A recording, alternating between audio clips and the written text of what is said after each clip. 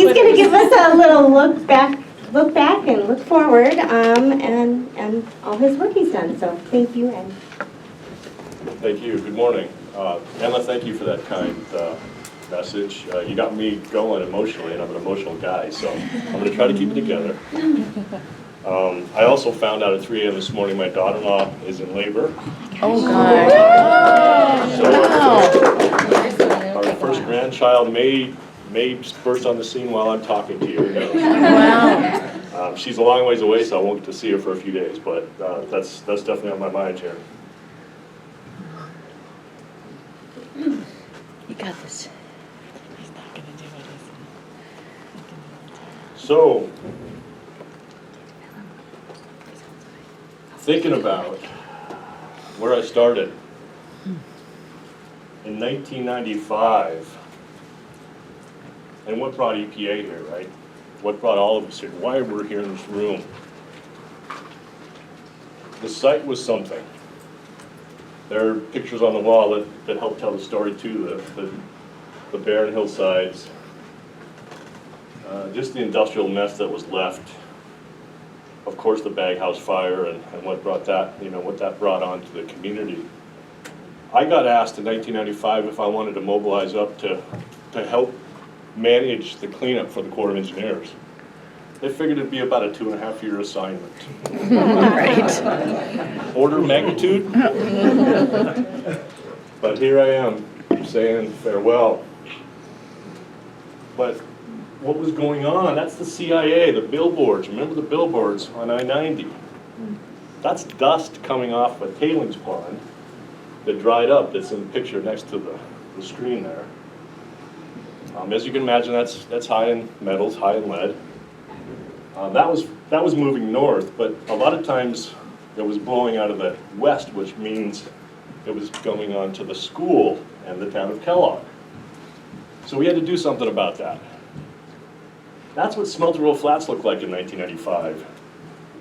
The area around the airport, it's full of vegetation and wetlands and grass. It was a barren landscape. It was full of tailings. There was a plank dam at the pinch point at Pinehurst Narrows. So of course, a lot of solids settled out there.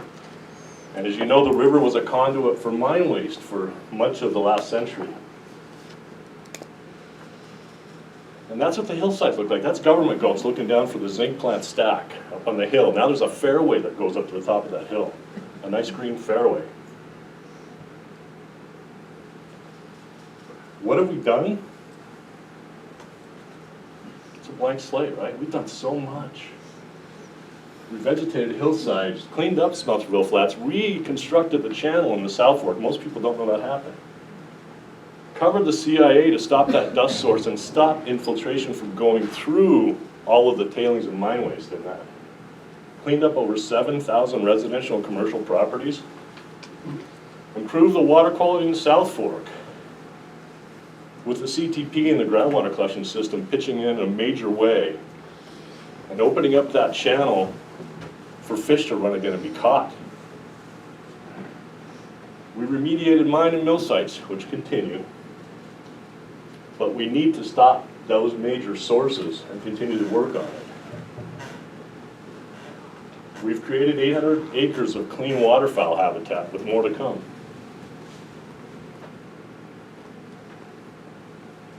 And there's a page 2, but there's probably like 10 pages, so I'm going to save you the pain. We paved the boat launches in the lower basin. Do you know that? That used to be just a dusty source where you could take it home with you every time you launched a boat. We've addressed recreational sites in both the box and the basin, and we would continue to do that. We've paved and resurfaced roads in the box and the basin because the roads are underlain with mine waste. We piloted riverbank stabilization techniques at Cataldo. And ... I'm going to show you a few pictures now. Pretty cool transformation. I'm really proud of this. I incorporated some animations here, so you're going to have to watch these slides transform. Thanks to McCall, our intern. She's 20 years old. I don't know how to do this. You can see the lead smelter there. And then this is pretty cool how it fades into a different landscape, right? You feel like I'm Tom Hanks in the Da Vinci Code? I'm kind of feeling that buzz right now. Magnet Gulch, this one's a mind blower. I'd forgotten about this till I dug up this historical photo. And it was an absolute mess. That's gypsum, that's a gypsum pond. If I can hit the arrow. This is a gypsum pond dam. That was the A1 gypsum pond. You can see the zinc stack up on the top of the hill. This is gypsum and mine materials and I don't know what all. It was an absolute mess. But watch this.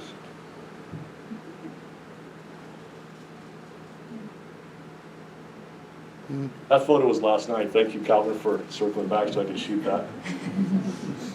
Pretty awesome, right? And of course, we got to talk about the hillsides a little bit. This is pretty cool. 2001, the tree's really struggling. Of course, we transformed those hillsides in a significant fashion thanks to Tim White and other brilliant scientists. And the tree grew in 2 years, 5 feet, after fertilization and neutralization of the soils. Kudos to Bunker Hill for planting all those white pines. Kudos to EPA and our scientists for doing the studies to figure out what it would take to get them to grow beyond being a bonsai forest. So this is the South Fork rejuvenation. We actually had to put the South Fork in these porta-dams. So the channel runs here, right? There's still a little bit of water there they have to pump out. And they move the water around that. And then we remediated the whole channel there because it was chock full of tailings. That's what it looks like today. Well, that was in 2012, it looks better today. And the CIA, before it was covered, you can see a lot of raw mine waste there. There's raw mine water being stored on the top at this point. Again, this was 1995-ish. Not a lot going on there. That was the sludge pond that up until it was completely closed out. Jocelyn Carver oversaw this. And it was the last open area on top of the CIA. Everything else had a cover system. And the final installation of that cover system happened this year. That's it. It tied into the existing cover, which looks much like that. Of course, it's covered up with a drainage layer and topsoil and vegetation. So it's all going to be green soon on that one little patch, and that will match the rest of the top of the CIA. We've converted ag to wetlands, and this is the Schlepp's field that was done a number of years ago, targeting swans and other waterfowl. There's the Schlepp before photo, and here comes the Tom Hanks effect. You almost can't see it happen before your eyes, right? It's 400 acres. And this is Gray's Meadow. It's just getting finished up this year. Eric Nicolai is running that show with, of course, the trust in the implementation mode and the integration with the Restoration Partnership. Great shot of it from the air. And I have to talk about the Trail of Coeur d'Alenes. I actually had the honor of overseeing that and working with the governments in its implementation. That's the Chacolette Bridge. It was a swing span bridge down at the southern end of the lake. And of course, that's the Chacolette, what it looks like today. No longer a swing span. Meets the ADA requirements. That's why you have the terraces on the way up. And residential properties, we could have a lot of photos of these, but this is a pretty cool one. Watch the effect.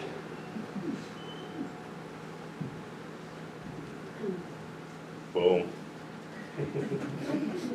Tom Hanks? No. And I have to talk about the CTP and the GCGSCCS. So we're closely with Kim Prespo on that. I inherited the CTP in 1995 when I was with the Corps. I transferred to EPA in 2003. I continue to manage the CTP. And it was a long process to get to completion, but it was selected in the Upper Basin Rod Amendment to be upgraded. We started on 2012, and the project was finished in 2022. And another massive transformation. There it is. That now has a filtration system. It is operating incredibly well, removing over 99% of the zinc. And a similar quantity of phosphorus that comes into the plant.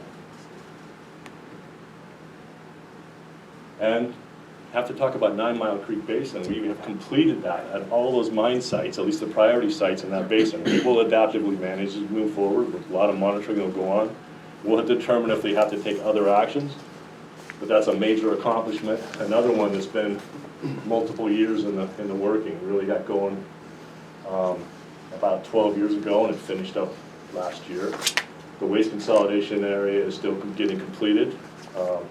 And we will see all of that tomorrow. We're going to go at 9 Mile Creek, so thanks for arranging that tour, sharing that all.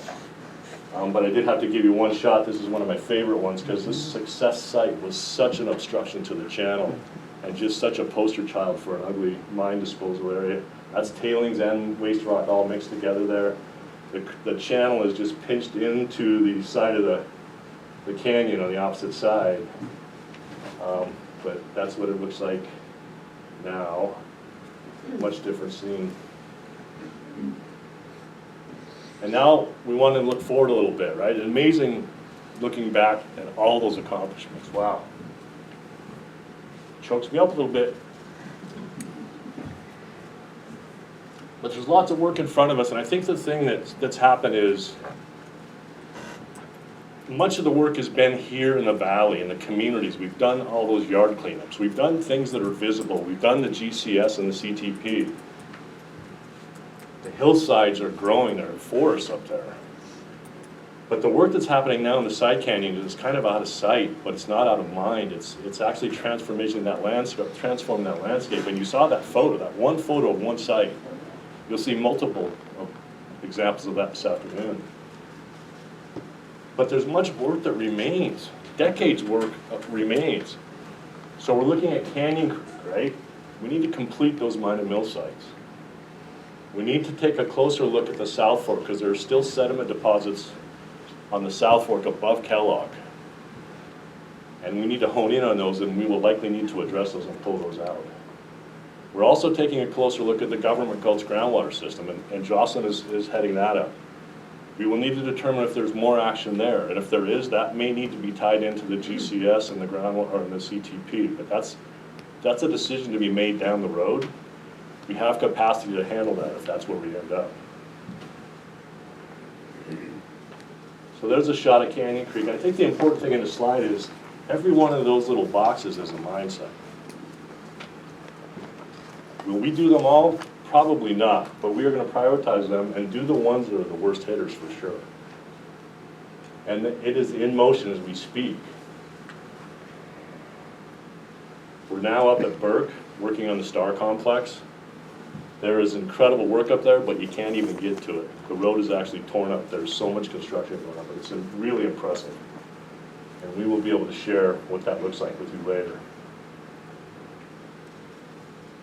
I wanted to point this out because we don't talk about this enough. This is what goes into the work that comprises the work before we get to design, if that makes sense. So these guys are up on this hillside. That's a really steep hillside. They're a long ways off the valley floor, right? But they got this drill up there. They're collecting samples to determine the depth of the contamination that we need to remove off of these mine and mill sites in these upper canyons. This is just one example of the work that goes on in order for us to carry on the cleanup work, which is really the prize in all this, right? Or maybe the results of the cleanup is the real prize. And it's critical. So we also have to talk about the other thing that's near and dear to me is the lower basin. I've worked on that a long time. And of course, most of you know that's really from the confluence at Unionville down to the lake. There are a number of sites that have been, oh man, Amisha got lost in that one. There are a number of sites that we have called for in that one. And we're focusing on. Obviously, Grace Meadow is about complete, but we're also looking at the next wetland complex to convert. That's at Gleason's. But we do have riverbank stabilization upcoming, and we also have the dredge pilot that we were talking about earlier. The thing I want to leave you with is how complex this river system. This is in 2008 after a big flood.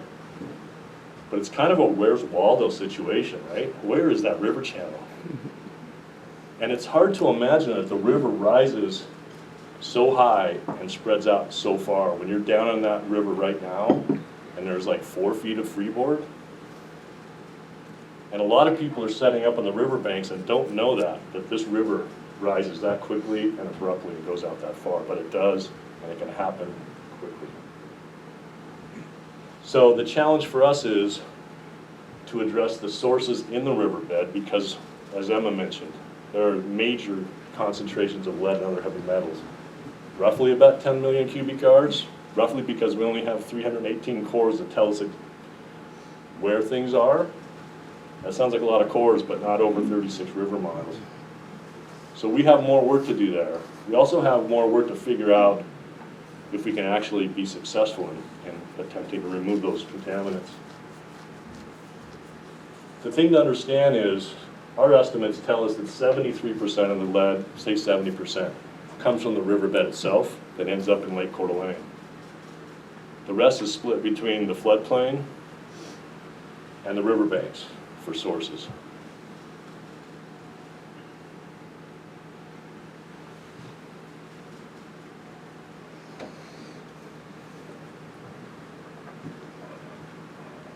So that's just calling out the next upcoming sources in our river, in the lower basin. But as I've said, we've actually discussed most of those. We also have the Canyon Creek, or the South River Quarry down there, which will supply materials for cleanups in the lower basin. That property is owned by the trust and is getting prepared to be used.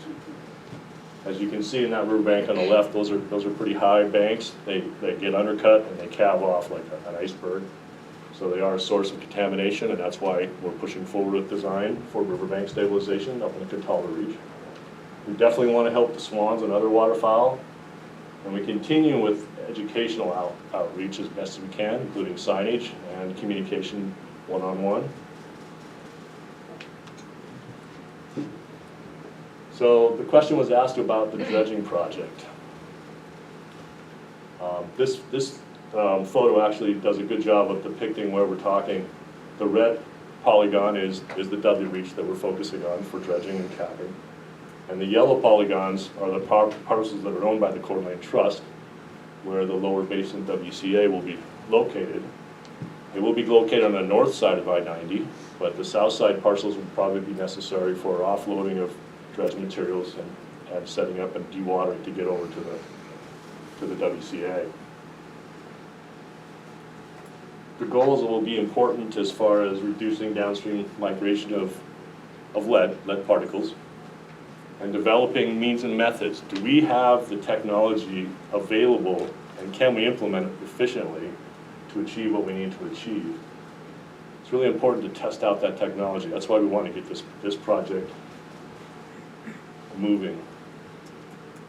And we'll need to establish methods for monitoring to determine that it is successful or not. We'll also want to know recontamination, timeframes, potential, thresholds.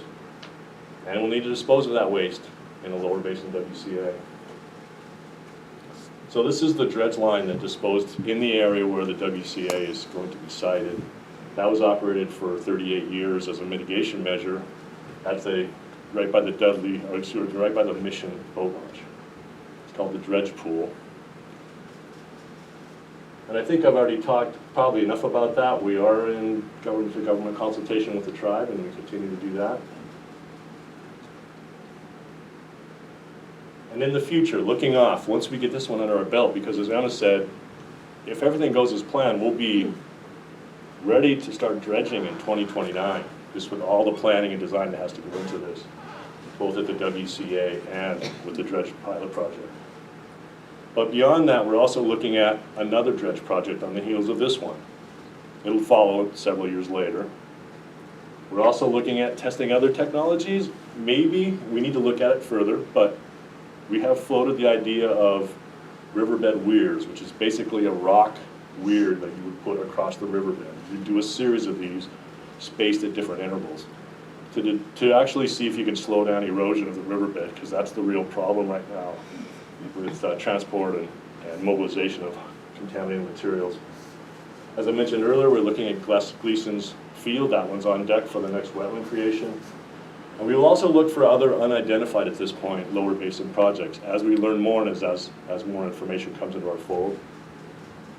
Of course, Canyon Marsh is maybe another one on the horizon after Gleason's for us, but there are some landowner issues and easements that need to be solidified first.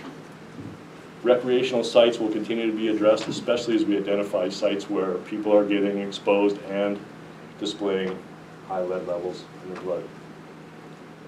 Just some examples of recreational aspects that we deal with here. And of course, recontamination from flooding is always a major threat. We use a number of different technologies: signage, education, capping. Sometimes we use hard landscaping.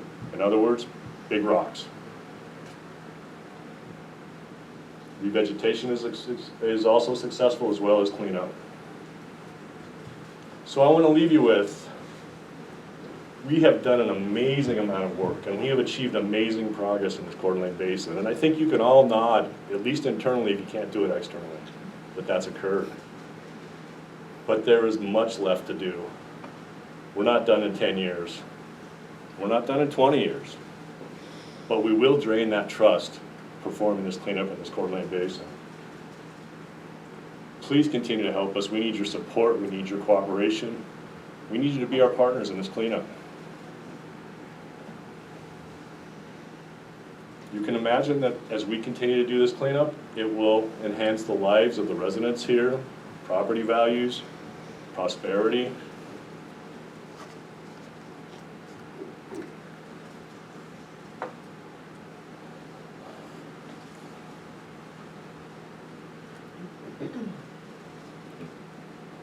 It's been amazing.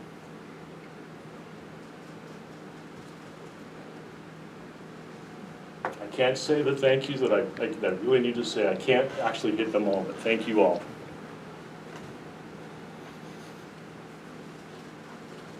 And I appreciate the amazing relationship we built.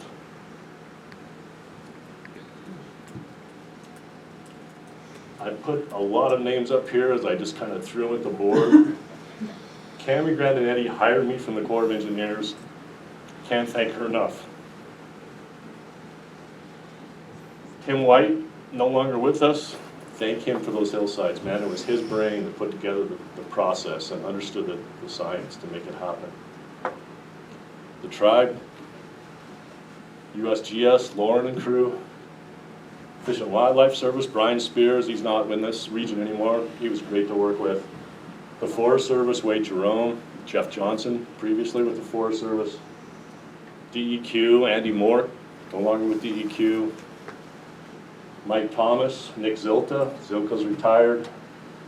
Sandra, Brooke, thank you, Ecology. City of Kellogg, Mac Mayer, man, he's been here for decades through it all. There's an endless list here, and I don't have them all, but I just want to express a little bit of my gratitude and get some of these names out there. And at the center of it all, EPA, but man, look at the circle around that, right? And Emma touched on this earlier. This is not a solo process, right? It takes all of this to make this massive cleanup happen on this complex, wide site. And that's the team for EPA. I was in that photo till last night. Delete. You got 2 months yet, Abby. Yes, that's right. Take care of her.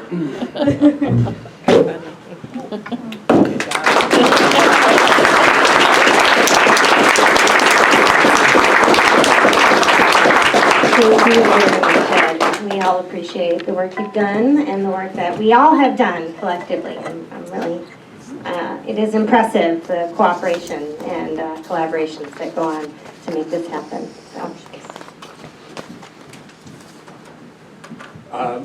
I just want to say I want to take this opportunity to publicly thank Ed for his service. I think it's interesting. I think a lot of times about this process and these journeys and how they take place. And a lot of times they are amazing journeys, but a lot of times we fight like dogs along the way too, even though we're on the same team. And I think back about when I reflect on those kinds of things, that I look back even as a tribe, and I think, man, we can be jerks at times on our side of things, and it makes me smile and laugh. I think you have to be able to smile and laugh at those kinds of things.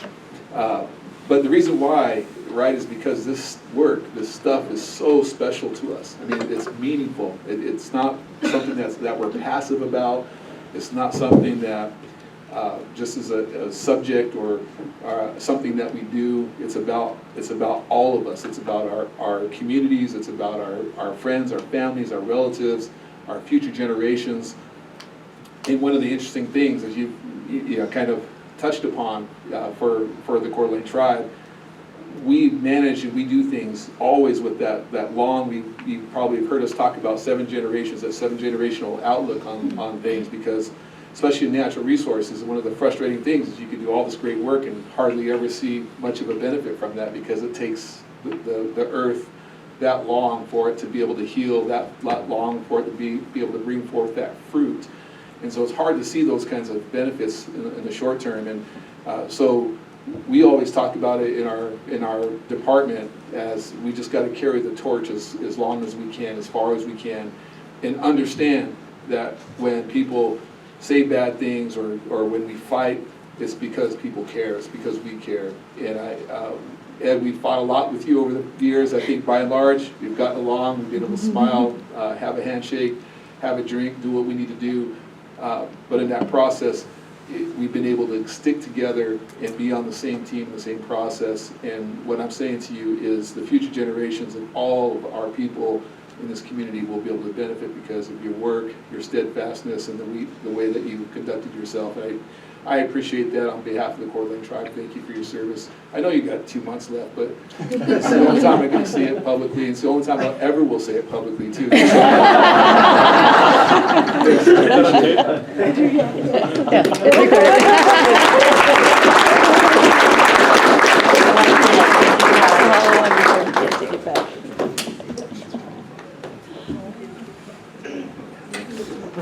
Well, thank you all so much for coming to the meeting.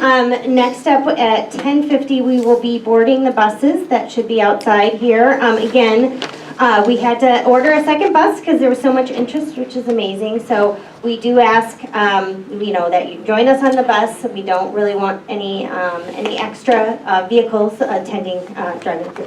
Are you guys providing water today? We do have a cooler on each of the buses with water, but we did previously ask that you bring your own lunches. We're going to go first to Jean Day Park, and then we'll move on from there. But before we adjourn to let you go to the bathroom and grab your lunches, I did want to announce that we had a commissioner that did step down. Phil Lampert from Benoit County had some health issues that has made him need to step back from his role.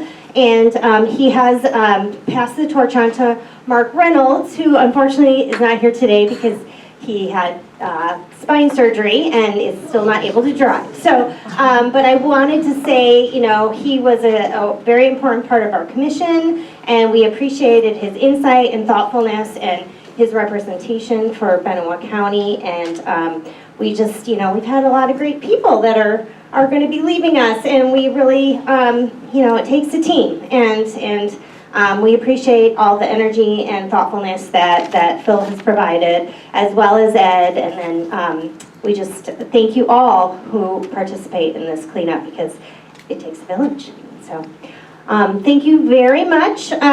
If you guys, again, want to go grab your lunches and go to the bathroom's right out the door on the left, and we will be boarding the buses about 10:50 to head to Jean Day Park.